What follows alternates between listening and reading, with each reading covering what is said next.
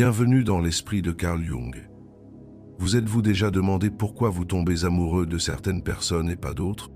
Pourquoi ressentez-vous cette connexion instantanée avec certains étrangers, tandis que d'autres, même attrayants ou intéressants, ne se réveillent pas en vous ou en la moins une étincelle? La réponse pourrait vous surprendre. Selon le célèbre psychologue Carl Jung, il n'y a que deux raisons fondamentales pour lesquelles nous tombons amoureux. L'un d'eux vous mènera au bonheur le plus profond que vous ayez jamais connu, tandis que l'autre détruira votre cœur encore et encore, piégeant dans un cycle sans fin de relations douloureuses et ratées. L'amour, cette force énigmatique qui a inspiré d'innombrables poèmes, chansons et œuvres d'art à travers l'histoire humaine, pourrait en fait être beaucoup plus prévisible que vous ne l'imaginez. Ce qui est fascinant, c'est que la plupart d'entre nous sont tombés amoureux de la mauvaise raison, puis nous nous demandons pourquoi nos relations se terminent par la souffrance. Restez avec moi jusqu'à la fin de cette vidéo, car je révélerai exactement quelles sont ces deux raisons qui déterminent qui vous tombe amoureux, comment identifier si vous tombez dans le piège de l'amour destructeur, et surtout, comment attirer le véritable amour qui durera toute une vie. Le thème que nous allons explorer aujourd'hui touche la fibre la plus intime de notre existence. L'amour n'est pas simplement une émotion qui passe ou un caprice biologique pour la reproduction. Ça va beaucoup plus loin. C'est un profond reflet de notre psyché, de nos blessures les plus cachées et de nos aspirations les plus secrètes. Carl Jung, l'un des psychologues les plus brillants du XXe siècle, a consacré une grande partie de sa vie à comprendre ce phénomène que nous vivons tous, mais peu comprennent vraiment. La vision de Jung sur l'amour se brise avec les clichés romantiques qui nous ont vendus depuis l'enfance. Ce n'est pas simplement pour trouver votre moitié orange ou cette personne parfaite qui complétera comme par magie votre vie. La réalité est beaucoup plus complexe et en quelque sorte beaucoup plus fascinante. Jung a découvert que l'amour est intimement lié à notre inconscient, aux parties de nous-mêmes que nous ne reconnaissons pas ou ne voulons pas voir. C'est là où réside le vrai pouvoir transformant de l'amour, mais aussi sa capacité destructrice. Lorsque nous ne comprenons pas ces mécanismes, pensez un instant dans votre propre histoire d'amour. Avez-vous remarqué des modèles qui sont répétés? Vous êtes-vous demandé pourquoi vous êtes toujours attiré par le même type de personne, même lorsque vous savez que cela vous fera du mal? Ou peut-être que vous avez demandé pourquoi cette relation qui semblait parfaite au début a fini par devenir un cauchemar. La réponse réside dans ces deux raisons fondamentales que Jung a identifiées et qu'aujourd'hui nous allons démêler ensemble. Ce que vous êtes sur le point de découvrir pourrait changer votre façon de voir des relations pour toujours. Non seulement cela vous aidera à comprendre vos expériences passées, mais cela vous donnera les outils pour créer un avenir amoureux conscient et complet. Parce que l'amour, quand il est correctement compris, peut être la force la plus saine et la plus transformatrice de notre vie. Avant de s'immerger complètement dans les deux raisons pour lesquelles nous tombons amoureux selon Jung, il est important de comprendre le contexte de sa pensée. Carl Gustav Jung n'était pas un romantique idéaliste. Il était un observateur aigu de la psyché humaine qui a vu au-delà des apparitions. Pour lui, l'amour n'était pas quelque chose qui arrive simplement à nous, comme si nous étions des victimes passives de Cupidon et de ses flèches. En fait, c'est nous-mêmes qui, inconsciemment, choisissons qui tomber amoureux. La société actuelle nous a vendu une vision de l'amour basée sur la consommation rapide d'émotions. Ils nous ont fait croire que l'amour est ce sentiment intense d'euphorie que nous vivons au début d'une relation, cette phase de tomber amoureux où tout semble parfait. Mais Jung a compris que ce n'est que la surface de quelque chose de beaucoup plus profond. Pour lui, le véritable amour commence précisément à la fin de cette phase initiale, lorsque la projection commence à s'estomper et nous commençons vraiment à voir l'autre personne. C'est là que nous entrons sur le territoire de la première raison pour laquelle nous sommes tombés amoureux, la projection. La projection se produit lorsque nous voyons dans une autre personne des aspects de nous-mêmes que nous ne reconnaissons pas consciemment. Notre inconscient reconnaît dans l'autre quelque chose de familier, quelque chose qui nous appartient, mais nous avons gardé dans l'ombre. Imaginez ceci. Chacun de nous porte un miroir interne à l'intérieur. Lorsque nous connaissons quelqu'un et ressentons cette attraction immédiate, cette chimie inexplicable, ce qui se passe vraiment, c'est que nous voyons notre propre réflexion dans cette personne, mais pas de réflexion. Nous voyons des parties de nous-mêmes que nous avons réprimées ou que nous n'avons pas pleinement développées. Par exemple, une personne qui a réprimé son côté créatif et spontané peut se sentir irrésistiblement attirée par quelqu'un qui exprime librement ses qualités. Un individu qui a nié sa vulnérabilité peut tomber amoureux de quelqu'un qui montre ouvertement ses émotions. Ce que nous aimons vraiment dans ces cas n'est pas l'autre personne elle-même, mais ce que cette personne représente pour nous, les parties perdues de notre propre être. Cette projection initiale peut ressentir de la magie pure. Soudain, nous trouvons quelqu'un qui semble se terminer parfaitement, qui a exactement ce qui nous manque. C'est comme si nous avions trouvé la pièce manquante de notre puzzle personnel, et ce sentiment est incroyablement puissant et addictif. Cependant, c'est là que le danger commence, parce que lorsque nous tombons amoureux de la projection de nos propres qualités chez une autre personne, nous n'aimons pas vraiment cette personne. Nous aimons une image, un fantasme que nous avons créé à ce sujet, et tôt ou tard, la réalité commencera à fuir ce fantasme. Pensez à la dernière fois que vous êtes tombé amoureux intensément. Vous souvenez-vous de la façon dont vous avez vu cette personne au début? Vous l'avez probablement idéalisée et vous avez remarqué tous ses aspects positifs et minimisé ou ignoré directement ses défauts. Peut-être que même vos amis vous ont dit que vous étiez aveugle à certains signes d'alarme, mais vous ne pouviez pas ou ne voulons pas les voir. C'est exactement ce que Jung a décrit comme le pouvoir de la projection en amour. La vérité douloureuse est que de nombreuses relations échouent précisément lorsque la projection commence à s'estomper. Quand nous avons commencé à voir l'autre personne telle qu'elle est, avec leurs vraies vertus et défauts, et non comme nous l'avions imaginé, c'est un moment critique dans toute relation. Certains fuient à la recherche d'une nouvelle personne sur laquelle projeter leurs fantasmes, tombant dans un cycle sans fin d'écrasements intenses, suivis de déceptions amères. D'autres restent, mais vivent dans un état de ressentiment constant parce que l'autre n'est pas celle qui le pensait. Mais il y a une troisième option, que Jung a considéré le chemin du véritable amour. Retirer la projection et commencer à voir et à aimer la vraie personne devant lui. C'est un processus difficile et souvent douloureux, mais c'est le seul moyen d'une relation authentique et durable. La deuxième raison pour laquelle nous sommes tombés amoureux, selon Jung, est encore plus profond et plus potentiellement plus destructeur. Animus et animus. Ces termes peuvent sembler techniques, mais représentent un concept fascinant que nous vivons tous, inconsciemment. Jung croyait que chaque homme porte en lui-même un élément féminin, l'anima, et que chaque femme porte un élément masculin, l'animus. Ce sont des images archétypales formées tout au long de notre histoire évolutive et personnelle, fortement influencées par nos premières relations, en particulier avec nos parents du sexe opposé. Lorsqu'un homme tombe amoureux d'une femme qui semble parfaitement s'adapter à son image interne de l'anima, ou lorsqu'une femme trouve un homme qui représente fidèlement son animus interne, l'attraction peut être irrésistible. C'est comme si nous avions trouvé la manifestation physique de notre image idéale du sexe opposé. C'est la raison pour laquelle nous sommes souvent attirés par les personnes qui ressemblent à nos parents dans certains aspects ou qui nous traitent de manière similaire à la façon dont ils l'ont fait.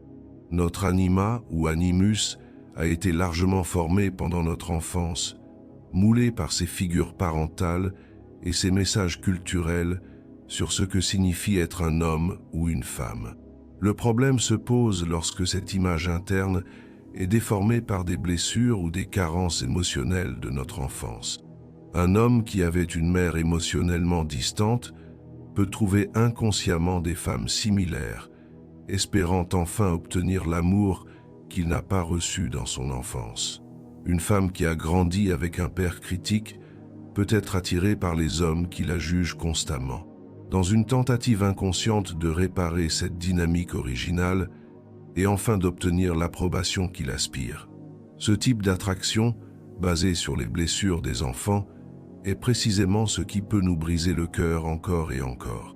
Nous tombons amoureux de la recherche de guérison, mais nous finissons par recréer exactement les mêmes modèles douloureux que nous essayons de surmonter. Il y a une phrase révélatrice qui dit « Nous tombons amoureux de qui nous fait ressentir ce que nous ressentons avec nous-mêmes ». Si vous avez une faible estime de soi ou croyez inconsciemment que vous ne méritez pas d'être pleinement aimé, vous vous sentirez étrangement à l'aise et à la maison avec quelqu'un qui vous traite avec le même mépris ou l'indifférence avec lequel vous vous traitez. C'est le piège de l'amour le plus dangereux. Nous sommes attirés précisément par les personnes qui confirment notre vision négative de nous-mêmes, car le familier, même s'il est douloureux, se sent toujours plus certain que l'inconnu. C'est comme si une partie de nous pensait « Au moins je sais à quoi m'attendre de cette douleur. C'est la douleur que je connais. » Jung a observé ce phénomène encore et encore chez ses patients, des gens intelligents et capables qui ont continué à choisir des couples qui les maltraitent ou les ont rendus insignifiants.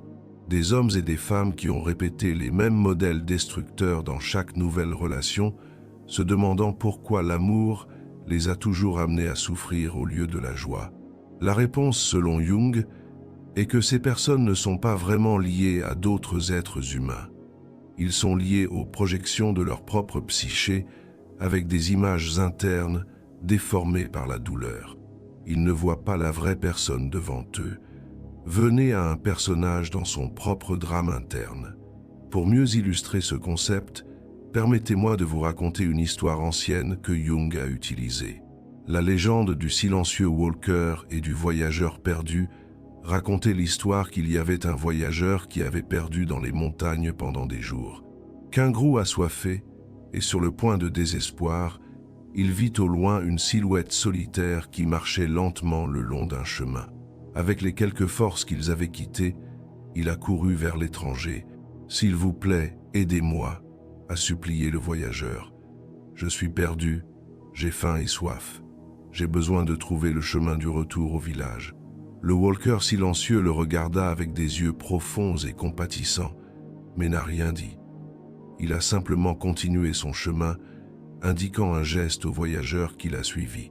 Frustré par le manque de réponse verbale, mais sans une autre option, le voyageur l'a suivi. Pendant son chemin ensemble, le voyageur n'a pas arrêté de parler, projetant dans l'étranger silencieux tous ses espoirs et peurs. « Vous êtes sûrement un ermite sage, » a-t-il dit dans un instant.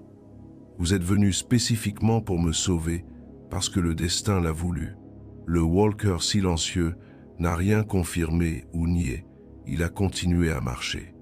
Plus tard, lorsqu'ils ont traversé une section particulièrement difficile, le voyageur a changé sa perception. « Maintenant je vois que tu es un démon des montagnes, » a-t-il accusé de peur. « Tu m'emmènes à un piège pour terminer avec moi. » Encore une fois, le marcheur n'a pas répondu, mais a continué son chemin immuable. Enfin, ils ont atteint le village. Avant de se séparer, le voyageur, confus par l'attitude de son guide, a demandé « Qui êtes-vous vraiment? Un ange sauveur?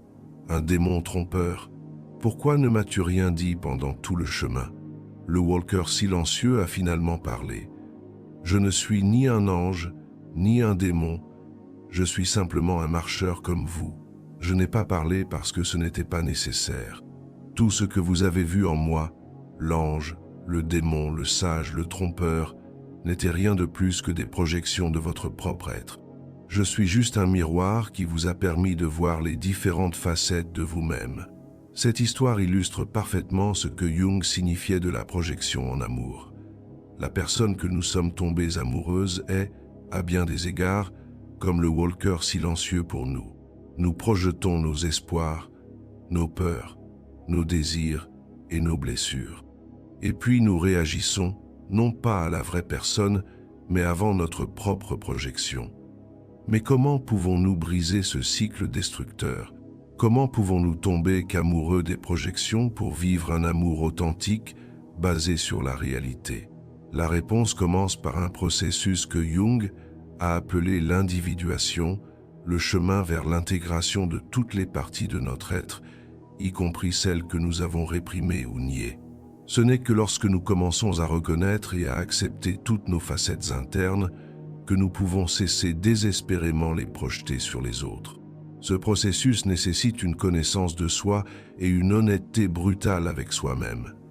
Cela nécessite de nous demander « Que suis-je vraiment à la recherche de l'autre ? Quelle partie de moi-même j'essaie de trouver ou de guérir cette relation ?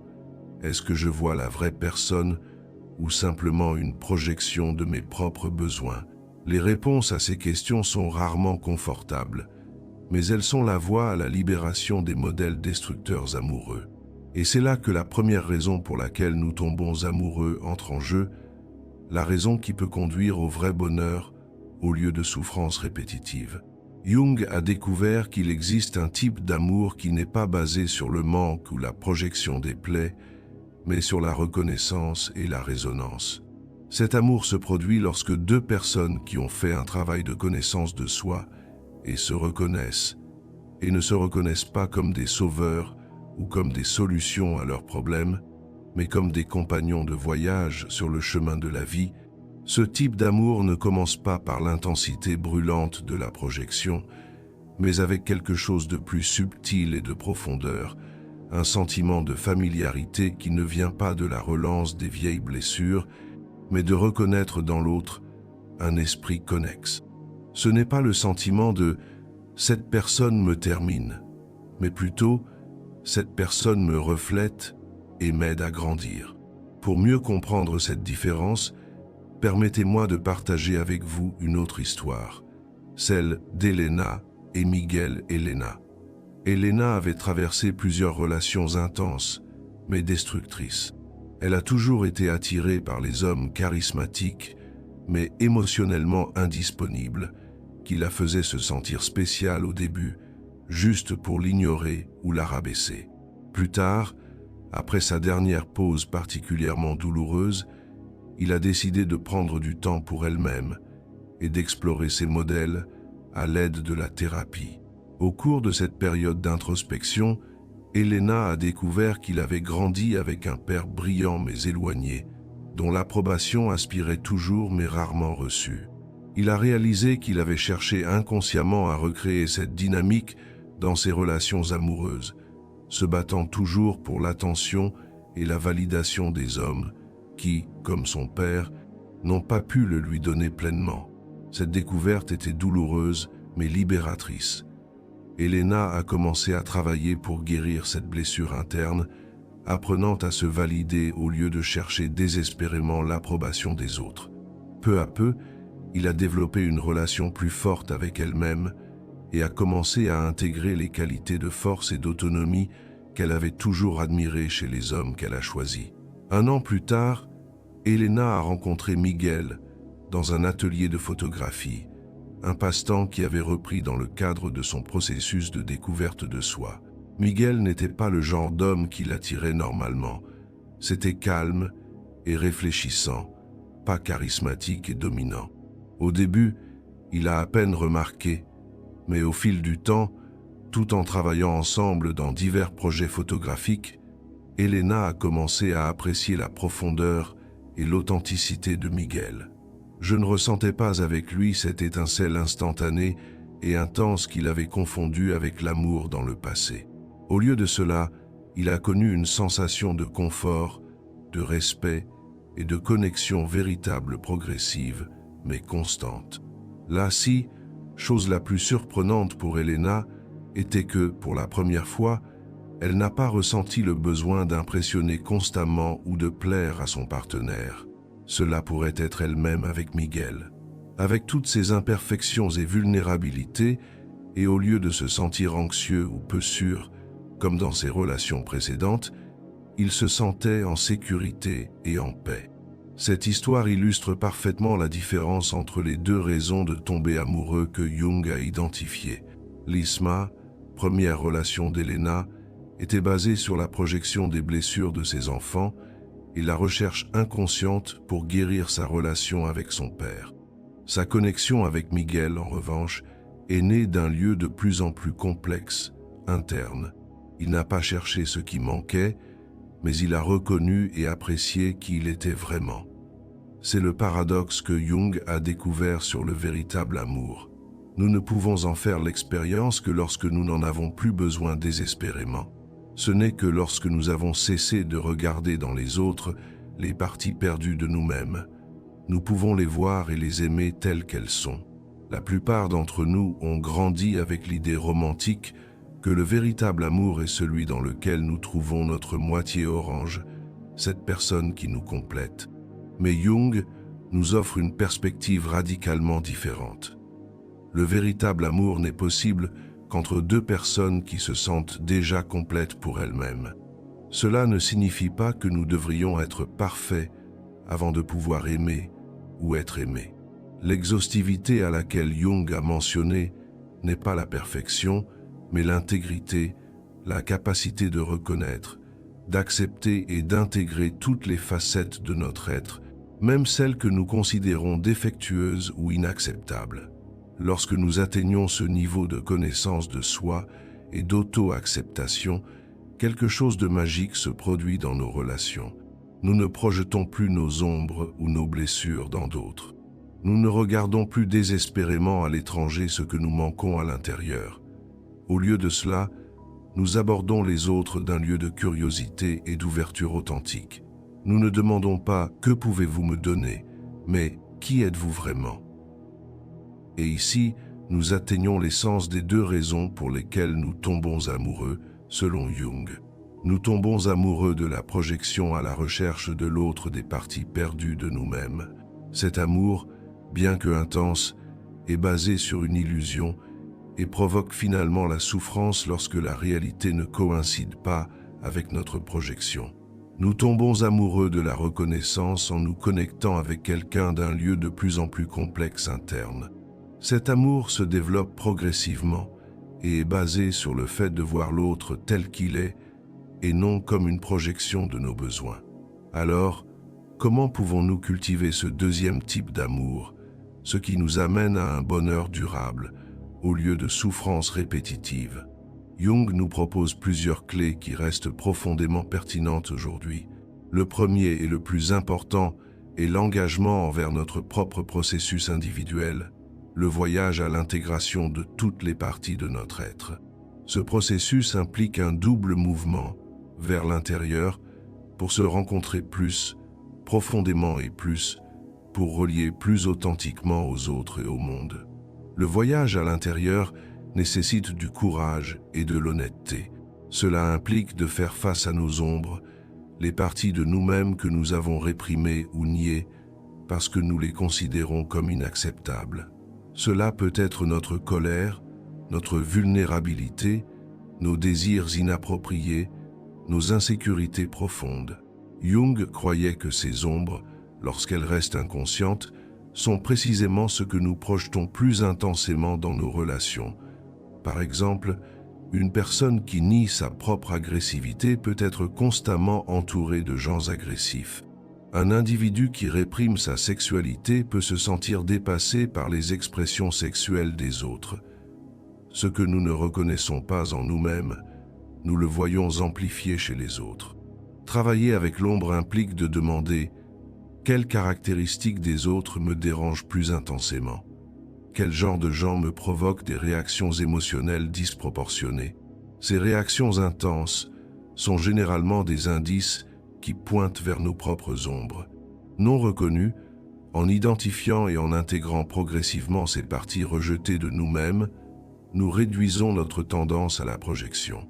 Nous commençons à voir les autres plus clairement, non pas comme des écrans où nous projetons notre propre contenu inconscient, mais comme des êtres séparés avec leur propre complexité. Le deuxième aspect clé est la guérison de nos premières blessures émotionnelles, en particulier celles liées à l'attachement et à l'amour. Nous portons tous des modèles de relations internes formés dans notre enfance. Si nous avons grandi avec des parents qui nous ont fait nous sentir en sécurité, valorisés et aimés inconditionnellement, nous développons probablement une relation interne de relations basée sur la confiance et la sécurité.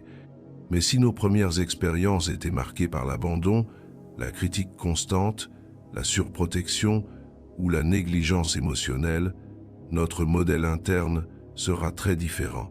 Nous pouvons avoir appris que l'amour est instable ou conditionnel, que nous devons le gagner à travers des réalisations ou des comportements spécifiques, ou qu'il implique inévitablement de la douleur et de la déception. Ces modèles internes influencent puissamment nos relations adultes, souvent sans en être conscients. Ils nous conduisent à répéter les modèles familiaux, même lorsque ces modèles nous font souffrir. La bonne nouvelle est que ces modèles internes peuvent être modifiés grâce à de nouvelles expériences émotionnelles correctives. La thérapie peut être un espace sûr pour explorer et transformer ces modèles. Mais toute relation où nous vivons un type d'amour différent, plus sûr, plus accepteur, plus authentique, peut nous aider à réécrire ces scripts internes. Le troisième aspect que Jung a souligné est la différenciation entre soi-même et l'autre. Dans les relations immatures, il y a une tendance à la fusion, à perdre les limites entre le soi et le couple. Cette fusion peut se sentir intensément romantique au début, mais finit par devenir étouffante et limitante. L'amour de Maduro, selon Jung, implique la capacité de maintenir un sens clair de soi-même dans l'intimité la plus profonde. C'est pour dire « je suis moi, tu es toi, et nous nous sommes choisis. Au lieu de tuer mon autre moitié, sans toi je suis incomplet. » Ce type d'amour nécessite de respecter à la fois l'individualité et l'autre. Cela implique de reconnaître que nous ne pouvons jamais posséder complètement une autre personne ou fusionner totalement avec elle. Il y aura toujours des aspects de l'autre qui resteront mystérieux pour nous, et ce n'est pas seulement bien, cela fait partie de la beauté et du mystère de l'amour. La quatrième clé que Jung nous offre est la compréhension que le véritable amour n'est pas statique, mais dynamique. Ce n'est pas un état que nous atteignons et maintenons éternellement, mais un processus continu de mort et de renaissance. La relation que nous avions hier n'est pas exactement la même que nous l'avons faite aujourd'hui, car nous et notre partenaire évoluent constamment. Cela signifie que l'amour nécessite une disposition continue pour libérer d'anciennes façons de relier et de créer de nouvelles. Il nécessite la flexibilité, l'adaptabilité et une volonté constante de voir l'autre aux yeux frais et non par le filtre de nos attentes ou expériences passées. C'est là que de nombreuses relations échouent, lorsque l'un ou les deux membres du couple insistent pour maintenir une image fixe de l'autre, résister à reconnaître et à s'adapter à leur changement et à leur croissance. L'amour stagne. Comme l'a souligné Jung, là où il y a de la stagnation, il y a la mort. Enfin, Jung a souligné l'importance de ce qu'il a appelé l'œuvre de l'âme dans les relations. Cela implique de voir la relation non seulement comme une source de satisfaction personnelle ou de bonheur, mais comme un véhicule de croissance mutuelle et d'évolution spirituelle. De ce point de vue, les conflits et les difficultés dans une relation ne sont pas nécessairement des signes que quelque chose est mauvais, mais des opportunités pour une plus grande connaissance de soi et une croissance. Chaque frottement, chaque malentendu, chaque instant de déception peut être une invitation à regarder plus profondément, à la fois en soi et vers l'autre. Cela ne signifie pas, bien sûr, que nous devons rester dans des relations abusives ou profondément insatisfaisantes au nom de la croissance spirituelle. Jung était très clair que l'estime de soi ou le déni de nos besoins légitimes ne mène pas à un développement sain, mais cela signifie que nous pouvons relever les défis inévitables de l'amour avec une attitude de curiosité et d'ouverture, nous demandant « Que puis-je apprendre ici ? Qu'est-ce qui me montre cette situation ?» À propos de moi et de l'autre, Toutes ces clés fonctionnent avec l'ombre. La guérison des blessures émotionnelles, la différenciation saine, la compréhension de l'amour comme un processus dynamique et le travail de l'âme nous conduisent à ce que Jung considérait le véritable amour. Une relation où deux individus s'entraident à devenir leurs êtres les plus pleins et les plus authentiques. Cette vision de l'amour est magnifiquement capturée dans les mots de la poète Rainer Maria Rilke, que Jung admirait profondément. L'amour consiste en ceci, que deux solitudes sont protégées, touchées et se saluent, même parmi les êtres humains les plus intimes d'une distance. Et c'est beau, parce que seul le respect de cette distance permet à chacun de croître en fonction de sa propre loi. Maintenant que nous avons exploré les deux raisons fondamentales pour lesquelles nous sommes tombés amoureux selon Jung et les clés pour cultiver un amour plus conscient et satisfaisant, il est temps de nous demander comment pouvons-nous appliquer cette sagesse à notre vie quotidienne. Comment pouvons-nous transformer la façon dont nous aimons et sommes aimés? La première étape consiste à développer une plus grande sensibilisation à nos modèles d'attraction. La prochaine fois que vous ressentirez cette étincelle intense, envers quelqu'un cette flèche qui semble provenir de nulle part, tenir un instant et vous demander « Qu'est-ce que je vois vraiment chez cette personne? Pouvez-vous m'attirer pour qui c'est vraiment ou pour ce que cela représente pour moi? Est-ce que je projette dedans une partie non reconnue de moi-même ?» Cette auto-indication n'est pas destinée à éliminer la magie de tomber amoureux, mais d'ajouter une dimension de conscience qui peut éviter beaucoup de souffrances futures. Parce que lorsque nous tombons amoureux de la projection inconsciente, nous commençons une horloge qui sonnera inévitablement lorsque la réalité brise notre illusion. La deuxième étape implique un engagement envers notre propre croissance personnelle, que nous soyons ou non dans une relation. Beaucoup de gens mettent leur développement en pause lorsqu'ils trouvent un partenaire, comme si l'objectif ultime de tous les travaux internes était simplement de trouver quelqu'un. Mais du point de vue jungien, les travaux internes ne se terminent jamais et en fait deviennent encore plus importants dans une relation intime. Si vous êtes actuellement en couple, demandez-vous « Quelle partie de moi-même est-ce que j'évite ?» Face à la concentration sur les défauts ou les lacunes de mon partenaire, quelle responsabilité personnelle suis-je en train d'échapper lorsque je blâme mon partenaire pour mes insatisfactions? Suis-je en utilisant cette relation comme une cachette de mon propre potentiel non réalisé? Et si vous n'êtes pas dans une relation en ce moment, c'est une occasion parfaite de vous concentrer sur votre processus d'individuation sans les distractions et les projections qui accompagnent souvent les relations amoureuses. Vous pouvez vous demander « Quelle partie de moi ai-je besoin pour m'intégrer avant de m'impliquer avec une autre personne? Quelles vieilles blessures émotionnelles puis-je commencer à guérir maintenant? Comment puis-je développer une relation plus complète et plus satisfaisante avec moi-même ?» La troisième étape consiste à pratiquer le retrait conscient des projections dans toutes nos relations, pas seulement les romantiques. Chaque fois que vous jugez intensément quelqu'un, ressentant une attraction ou une répulsion disproportionnée, ou attribuant des intentions aux actions des autres sans preuve suffisante, considérez la possibilité d'être projeté. Une pratique simple mais puissante consiste à vous demander si cette caractéristique que je vois si clairement dans l'autre était en fait une partie méconnue de moi-même, quelle partie serait-ce? Où et comment se manifeste-t-il dans ma propre vie?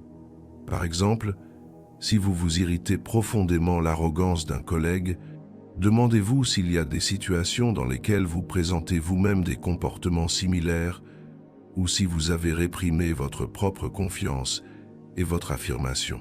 Si vous vous sentez intensément attiré par la liberté et l'authenticité de quelqu'un, déterminez si ce sont des qualités que vous avez sacrifiées dans votre propre vie et que vous récupérez.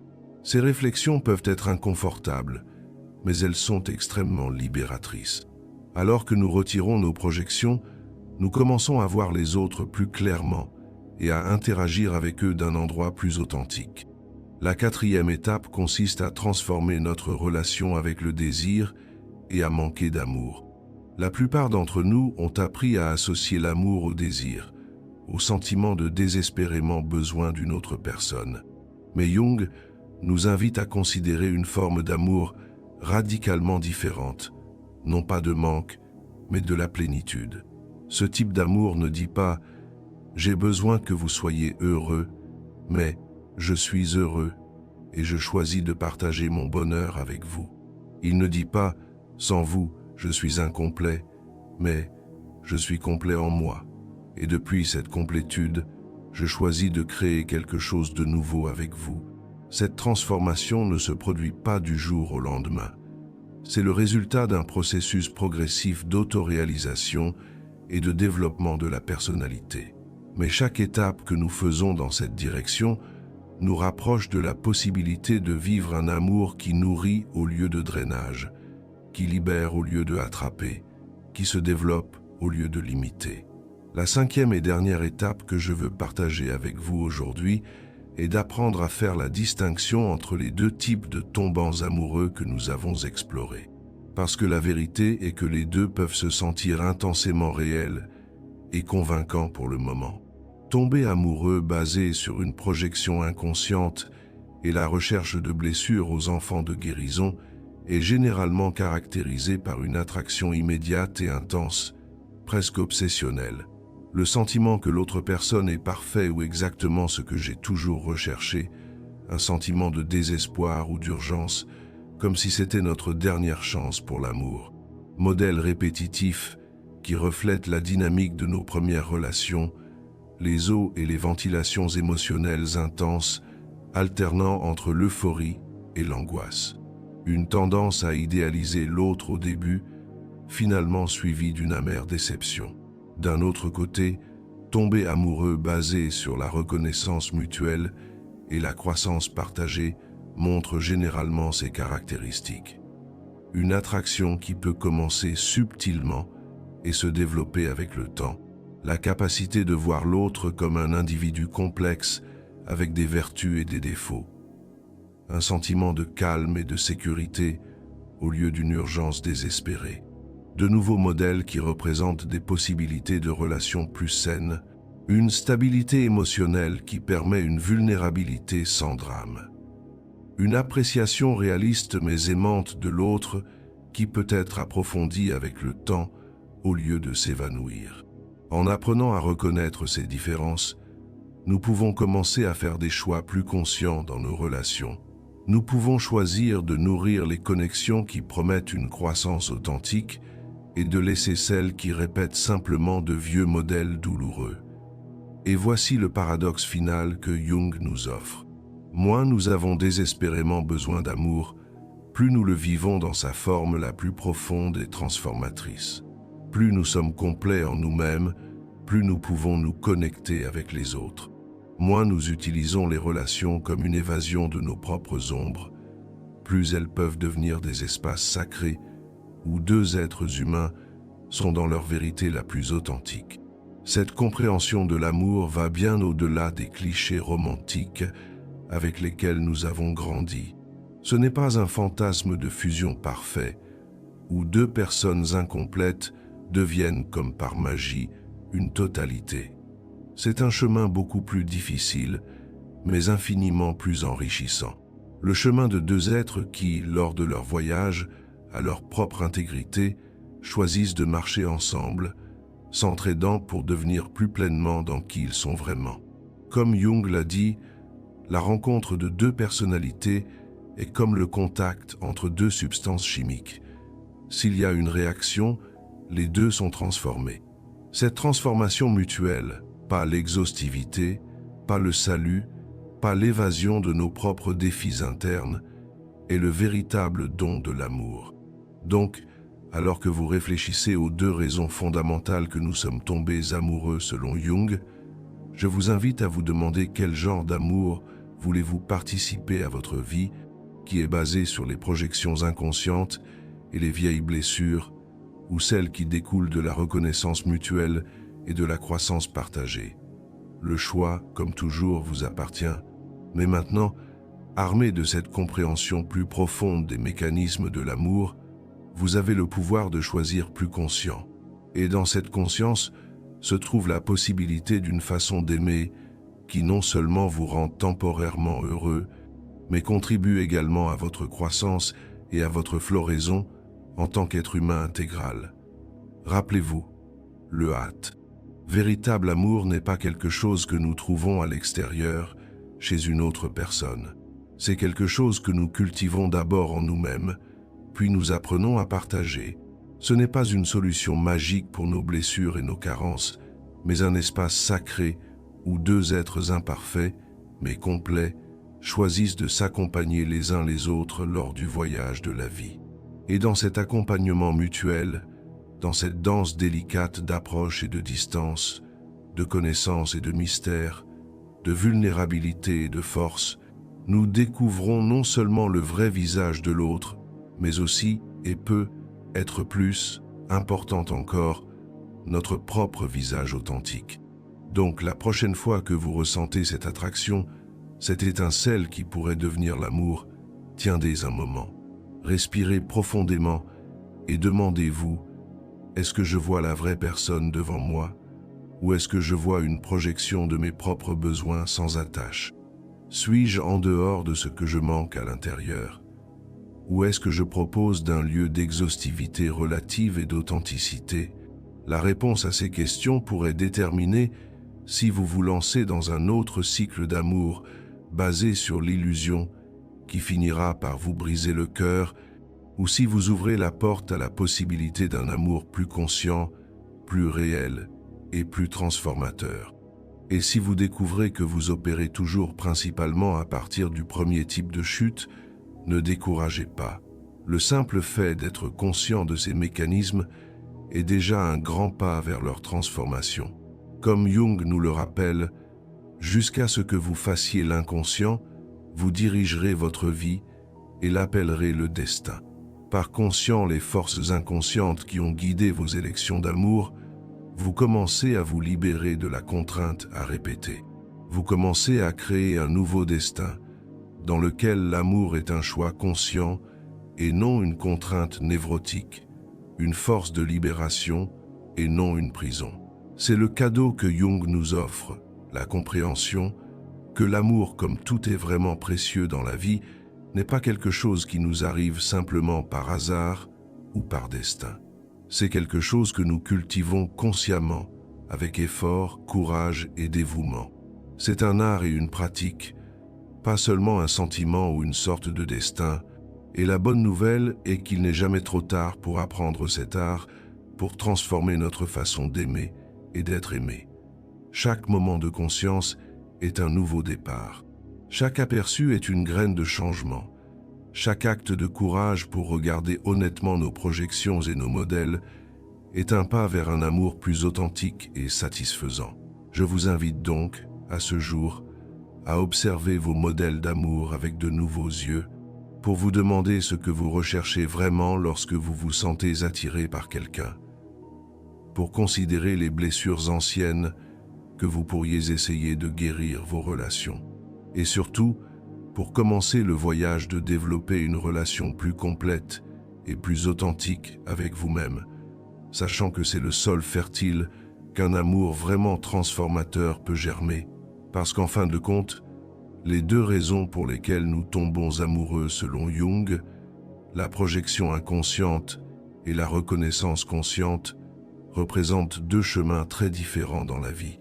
On nous tient piégés dans des répétitions compulsives de vieux modèles douloureux, tandis que l'autre nous invite à une évolution continue vers une plus grande intégrité et authenticité. Le choix entre ces deux chemins n'est pas quelque chose que nous ne faisons qu'une seule fois, mais un processus continu de surveillance et de connaissance de soi. Chaque jour, chaque relation, chaque rencontre nous offre la possibilité de choisir à nouveau, projection ou conscience, répétition ou évolution, l'amour basé sur le manque ou l'amour basé sur la plénitude. Et pendant que vous naviguez dans ces élections, rappelez-vous toujours que vous n'êtes pas seul. Nous sommes tous dans ce voyage ensemble, apprenant et grandissant trébuchant parfois mais toujours avec la possibilité de se lever et de choisir à nouveau, avec une plus grande sagesse et compassion envers nous-mêmes et les autres, parce que c'est peut être la dernière leçon que Jung nous offre sur l'amour, que dans sa forme la plus élevée, ce n'est pas seulement un sentiment personnel ou une relation entre deux individus, mais une force qui nous relie à toute l'humanité, à la vie elle-même, dans toutes ses manifestations.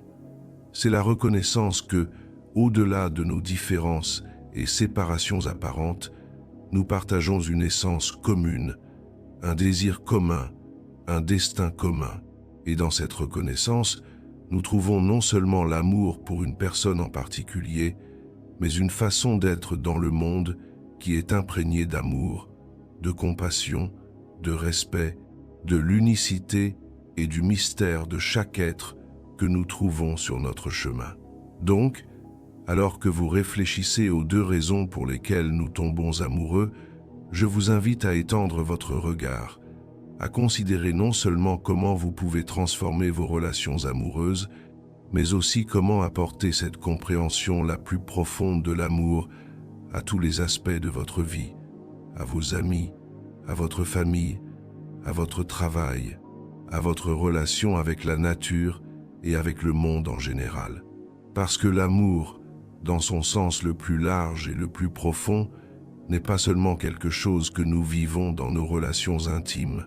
C'est une façon d'être et d'être dans le monde. C'est la capacité de voir au-delà des apparences et des séparations, de reconnaître l'humanité partagée sur chaque visage que nous trouvons, de répondre à la vie non pas de la peur ou du manque, mais de la générosité et de la plénitude. Et quand nous commençons à vivre de cet endroit, nous découvrons que l'amour n'est pas quelque chose que nous devons désespérément regarder à l'extérieur, mais une source inépuisable qui nous coule.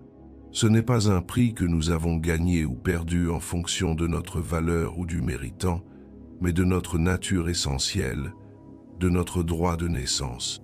Cette compréhension n'élimine pas les défis et les complexités de l'amour humain, avec toutes ses vulnérabilités et risques. Mais il nous offre une perspective plus large à partir de laquelle relever ces défis, une perspective qui nous permet d'aimer non pas du désespoir ou de la peur de la solitude, mais de la liberté et du choix conscient. Et dans cette liberté, nous trouvons paradoxalement une forme de connexion plus profonde et plus vraie que toute fusion fondée sur la dépendance ou la projection. Nous trouvons la possibilité d'un amour qui honore à la fois notre individualité et notre interconnexion, à la fois notre caractère unique et notre destin partagé. C'est le cadeau que Carl Jung nous offre, sa profonde compréhension de la raison pour laquelle nous tombons amoureux. La possibilité de transformer non seulement nos relations personnelles, mais notre relation avec la vie elle-même. La possibilité de vivre non pas comme des chercheurs d'amour désespérés, mais comme des expressions vivantes de l'amour lui-même. Parce qu'à la fin, peut être la vérité la plus profonde que Jung a découvert, et que l'amour n'est pas simplement quelque chose que nous trouvons ou perdons, donnons ou recevons. C'est quelque chose que nous sommes dans notre essence la plus authentique. Et tout notre voyage humain, avec ses lumières et ombres, leurs rencontres et ses adieux, ces moments de connexion profonde et ces périodes de solitude nécessaires, c'est un processus long et magnifique pour se souvenir de cette vérité, d'éveiller qui nous sommes vraiment. Je vous laisse donc avec cette dernière invitation. Pendant que vous continuez à explorer les deux raisons pour lesquelles vous tombez amoureux, tout en observant vos modèles et en travaillant sur votre propre processus d'individuation, gardez toujours dans votre cœur la vision plus large vers laquelle Jung a souligné. La vision d'une humanité qui s'est éveillée de l'illusion de la séparation et s'est souvenue de sa capacité d'innovation pour un amour conscient, généreux et transformateur. Parce que ce réveil, ce souvenir, commence avec chacun de nous, avec chaque acte de connaissance de soi, avec chaque choix de voir au-delà de nos projections, à chaque instant d'aimer non pas du besoin ou du manque, mais de la plénitude de notre être.